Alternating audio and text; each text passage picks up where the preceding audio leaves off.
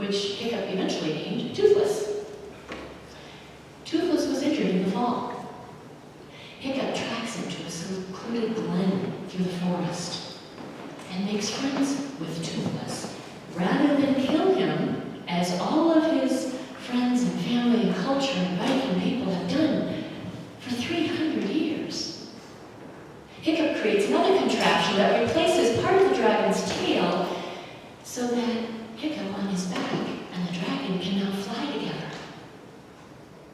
Hiccup, in secret from his father and his friends, begins flying around on Toothless and learning about what dragons are really like, not just what was written in the dragon manual. So when Hiccup is forced into training by his father, Stoic, the village leader, to learn how to kill dragons properly, Hiccup resists and uses his newfound knowledge instead to have dominion over the various dragons in the training arena without actually hurting any of them, let alone killing them. He becomes so good at dominating the trainings in this way that he is selected for his final test. He is the winner that gets to kill the training arena dragon that's selected for him in front of the entire village and his father. Hiccup can't do it. It goes against everything he now believes about dragons. And when confronted by his father in the arena, in front of the entire village, he finally admits he cannot kill this creature, any dragon. As the argument escalates, Toothless hears it from off in a distance with his super dragon hearing, and he comes flying to Hiccup's rescue, which of course puts everyone in another uproar because this is the most feared dragon of all, the Night Fury, and the people are afraid. Hiccup manages to keep Toothless alive, but because of his unwillingness to do what all Vikings have always done, and the embarrassment he's caused his father and the village and their culture, Stoic disowns his son. But not before he learns that the Night Fury dragon, Toothless, knows the way to the secret island where the monster dragon king resides. So Stoic chains Toothless to the deck of one of the Viking ships, and the entire Viking army heads off to sea to finally discover where this monster that's been badgering them and taunting them for decades, for centuries, is once and for all, so they can destroy him. Hiccup is left behind on shore, trying to figure out what to do next. So now what? Hiccup's new beliefs about dragons and what is right and how to treat them has left him disowned, abandoned on the shore. His pet dragon is taken away as an unwilling hostage, while his father and all the Viking warriors are surely sailing toward their deaths. It seems hopeless, doesn't it? What I like about this character, Hiccup's character, is that he's not screaming or yelling or blaming anyone in this moment. He takes full and complete responsibility for the way things are in his life, standing on that cliff. And if you remember, that's what we're encouraged to do every week when I share the opening words about Signs of Mind. Here they are again.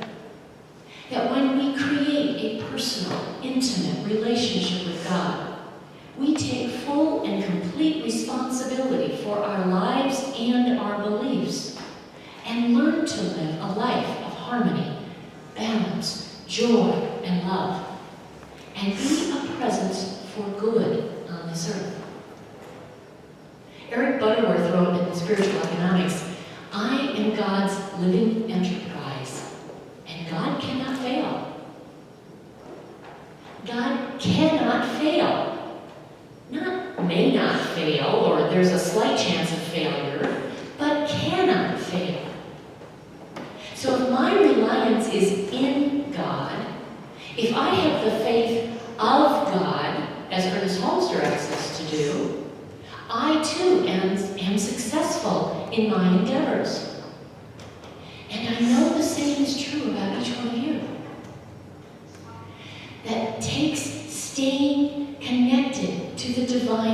source, having an intimate relationship with Spirit. It takes being aware of your consciousness, your thoughts, and the way you move in the world. Again, from Butterworth, God can only do for you what God can do through you. What are you allowing to be expressed through you? Is it fear? Or resentment? Or judgment? Or is it love and joy and harmony and prosperity? Is what you are saying, doing, or the way you're behaving for your highest divine good? Or for anyone else's, for that matter? Our topic for today asks us to look at the highest good, to recognize it, aim for it, and then move it again. To move it higher, with a greater reach, to be more expansive in our expression, to raise our awareness. Nowhere in our literature does it say to reach a certain level of expression or understanding and then stop right there. You'll be just fine, just stay where you are. No, of course not. We are instructed to live from our God self, from the source of all good, to be aware of it and what we want to create from it, have a mental equivalent that allows us to express in our unique and individualized ways. Aim for it. Pray about it. What you want to create. Put it into action. Do your part. Move your feet. This is an active philosophy, a participatory philosophy. You don't just sit back and wait for something to happen. And once you achieve what you want to succeed at, you reassess. Start again at a higher level, higher frequency. Where do you want to go or be from here? You start where you are with what you have. You discover what your next highest good can look like. Think about it, vision about it, pray about it. Create a new mental equivalent of it and aim for that. Do it in steps. A phrase we often use in religious science, as do many other New Thought churches, is that we are an upward, ever-expanding spiral of evolution as us. As us. In our story about Hiccup and his dragon-taming talents, he sets the example of doing what you can with what you have, of raising your mental equivalent, achieving that success, and then aiming higher and going further. He shows us that the best way to win over adversity, evil monster dragons, is by staying true to yourself, your principle and divine truth. He lets us know that being who you are is enough. It is enough. And I know it takes courage to step out beyond the edge of your comfort zone, doesn't it? To overcome challenges in life, whether in business, family relationships, friends, or in changing your own personal beliefs and habits. However, with persistence and perseverance, we truly can overcome anything, any challenge, and claim success of our lives. It's also beneficial to have some idea of what price we are willing to pay for the privilege of expressing life to the fullest. What are you willing to risk? Are you willing to let go of your former self, for example? Hiccup had an idea of what would happen if and when his father found out about Toothless being alive, and the fact that Hiccup was not willing to kill any dragon, no matter what it was or who it was. He had an idea of the price he would have to pay. And still, he was compelled to do the good he felt inside him, that he had to express. Could you do that?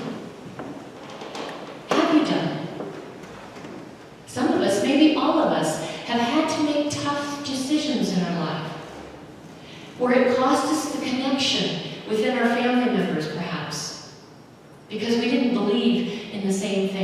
or we weren't willing to do what had always been done in the way that it had always been done, much like Hiccup experienced. Perhaps you found it necessary to move away from your family or longtime friends that were familiar, things that were familiar, because it was too confining, or maybe it just wasn't safe for you to be there anymore,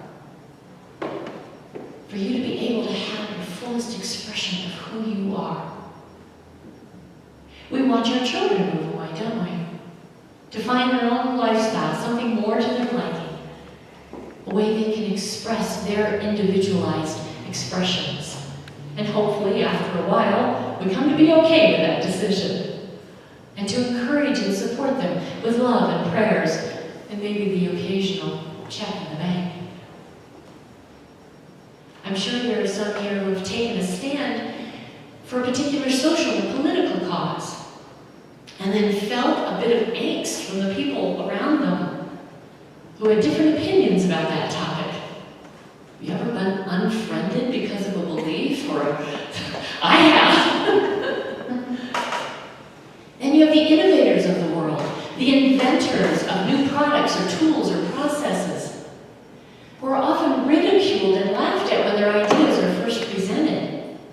After a time, though, after acceptance, they're then lauded and praised, and their innovations are embraced because of the contributions that it now makes to the world and the acceptance that people now have of that. It's evolution.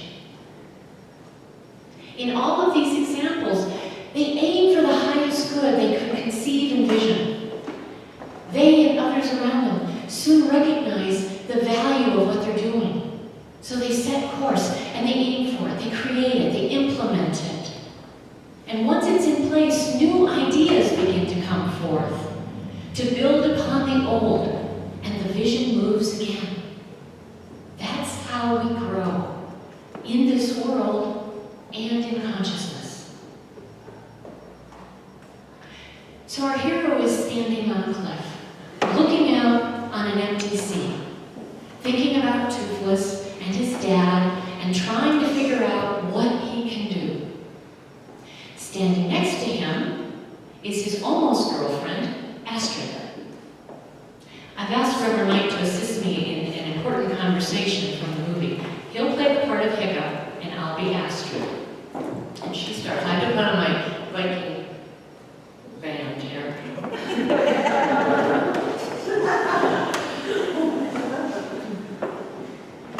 Give you a sword, I see. It's a mess. You must feel horrible. You've lost everything. Your father, your tribe, your best friend. Thank you for summing that up. Why couldn't I have killed that dragon when I found it in the woods? Would have been better for everyone. Yep, the rest of us would have done it. So why didn't you? Why didn't you? I don't know. I couldn't. It's not an answer. Why is this so important to you all of a sudden? Because I want to remember what you say right now. Oh, for the love of... I was a coward. I was weak. I wouldn't kill a dragon. You said wouldn't that time. Whatever. I wouldn't. 300 years, and I'm the first Viking who wouldn't kill a dragon. First to ride one, though. I wouldn't kill him because he looked as frightened as I was. I looked at him and I saw myself. Let's give him a round of applause.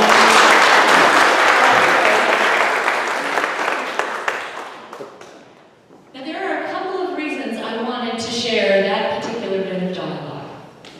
First, because while Astrid and Hiccup have been in constant competition during the dragon training, she's the only person now standing beside him, wanting to hear what he has to say, raising her own mental equivalent, having flown on Toothless with Hiccup at one point, and what she witnessed in the arena when Toothless showed up.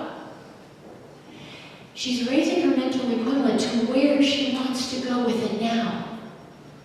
She is seeing Hiccup as a leader, someone who is willing to risk everything, father, tribe, best friend, for what he believes in. She is standing next to him and is willing to follow him into his new thought, his way of thinking. Second, even though she is questioning his past decisions, she does it in a loving, gentle way. Astrid is trying to get clarity about what Hiccup has done and is willing to do next. She's not attacking him. She's not calling him names. She wants to remember what he says right now. In this moment, she's really listening to him. How many of us would like to be really heard? To know that someone cares about what we say, without judgment, without condemnation, without ulterior motives to manipulate or intimidate us, but to hear us in an open and loving and supporting way. Wow. Wouldn't that be great? Yeah. Wouldn't it be great if we talked to ourselves that way? Absolutely, even more so, since our human thinking has an impact on our own spiritual consciousness. What we say to ourselves is more important than what others say. Do you believe that? I hope so. I pray you do. What we say to ourselves, what we believe in our hearts, how our soul guides and directs us, is far more important than what anyone else says in the world to us, what anyone in the world says. No matter who it is. That is what Hiccup came to realize. He was aiming for the highest good. His mental equivalent was expanding and he was acting, doing his part to help his village, his father, his friends, in the best way he could imagine. He was walking his talk before he even knew how to express it. At the same time, he saw himself in the eyes of the dragon, Toothless, scared, helpless, vulnerable, different. How often have we felt that way? Or thought about ourselves that way? And felt alone in our thinking? And yet we're never alone. God is our partner. Now, so you have a little bit of closure about the story, the ending. Here's a short version. Hiccup and his teenage friends all flew to the Monster Dragon's Island to help the Viking army succeed in their endeavor over that awful Dragon King. They flew through the fog on the backs of the remaining arena dragons, each pair becoming friends with each other, dragon and human matched up as one. Hiccup saves Toothless from a burning and sinking ship with the help of Stoic, reuniting father and son once again. They share a brief moment of forgiveness and love because they are in the middle of a battle, you see. Ultimately, Hiccup and Toothless battle the monster dragon alone and high in the skies above the Viking battle so no one else could get hurt. But it resulted in a long and fiery crash to the earth. The monster dragon king is no more. Hiccup, however, falls off Toothless on the descent and would have died if not for his pet dragon's ability to cushion him from the fall. However, there is a consequence for Hiccup's activities. He loses the lower half of his left leg, similar to the loss Toothless endured with half of his left tail. But with the invention of another contraption, Hiccup and Toothless once again take to the skies as best buddies. And the Vikings now have a vast assortment of flying dragon pets throughout the village. Everyone has accepted this new way of living together in harmony. Yes, it's a fairy tale. It's a movie. And yes, we can learn some valuable lessons from this story, as I hope you've done these past few weeks. One lesson we started out with was Hiccup's ability to go direct within himself, to face his fears, to listen to the questions and the new ideas that his soul was asking him to pay attention to. He kept such things to himself for as long as he could, so he could work them out, better understand them, before having to defend or share them with others. That's a good practice to follow. It's what we're instructed to do in Science of Mind and in the Bible, in Matthew 6, verse 6, according to the words attributed to Jesus, when he said, "When thou prayest, enter into thy closet, and when thou hast shut thy door, pray to thy Father which is in secret, and thy Father which seeth in secret shall reward thee openly." So the Science of Mind textbook expands on this quote. Ernest Holmes says, what we really do is to look within our own consciousness, that our own thought is clear, that our own faith is equal to the demands made upon it. Above all else, you must be careful not to be caught in the negative stream of consciousness. To be spiritually minded is to enter that tranquil atmosphere of pure thought, which is the secret place of the Most High.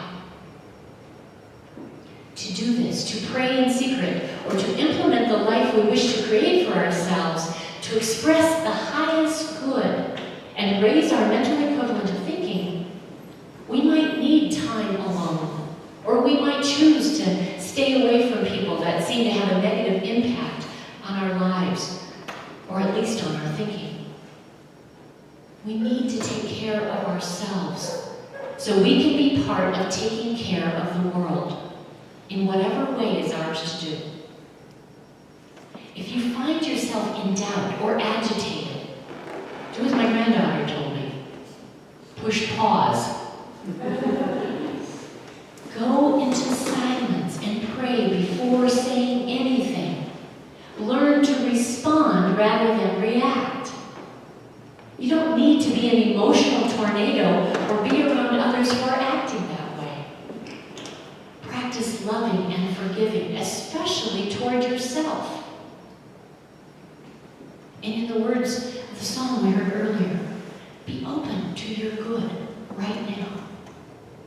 Accept all your good right now. Have gratitude. Be thankful for your good right now, however it's showing up in your life. I recently discovered a kirtan singer named Krishna Das. And on their website it says, when we see the beauty of our own being, we are seeing the beauty of the being that is the one, of which we are all a part. And when we turn towards that one, love is the natural reaction of the heart.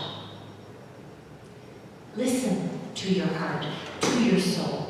Feel and share compassion and love. Be kind to others and toward yourself. Be the hero of your own journey, your own life. Pray in secret.